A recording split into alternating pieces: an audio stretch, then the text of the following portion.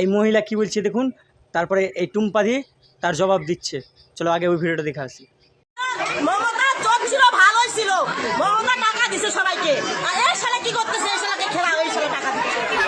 আরে দাঁড়াও, এবার টুম্পাদি কীভাবে ওকে ঠাপ দিচ্ছে, ভিডিওটা না দেখলে পুরোটা বুঝতেই পারবেন না। চলো।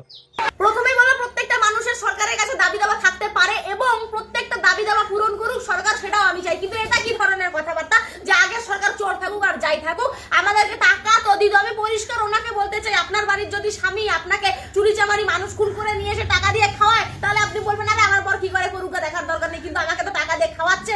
এই মানসিকতার জন্য আজকে বাংলার এই দুর্দশা। যেই বাংলা আগে গোটা ভারতবর্ষকে পথ দেখাতো, আজকে এই বাংলার এরকম দুর্দশা কেন? 15 বছর ধরে কেন চোররা রাজত্ব করতে পেরেছিল? এইরকম মানসিকতা সম্পূর্ণ মানুষদের জন্য, যাদের কিনা চিন্তাধারা একটাই, আরে চুরি চামারি যা খুশি তাই করুক না কেন, আমার টাকাটা 1500 টাকা করে ঢুকলে হলো তো।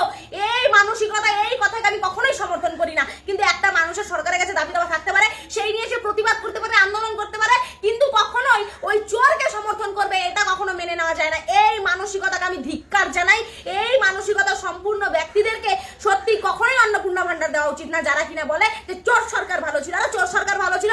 চোর সরকার আজকে যে বেকার যুবক সবাই বাড়িতে যে বেকার হয়ে পড়ে রয়েছে, এর জন্য সরকারের দিকে আমরা তো সবসময় আঙুল তুলি না। তার আগে এই ছেঁচড়া মানসিকতা মানুষদের দিকে আঙুল তোলা দরকার, যারা কিনা বলে আরে চুরি করতো তো তাই কি হয়েছে, আমাদের টাকাটা তো দিত।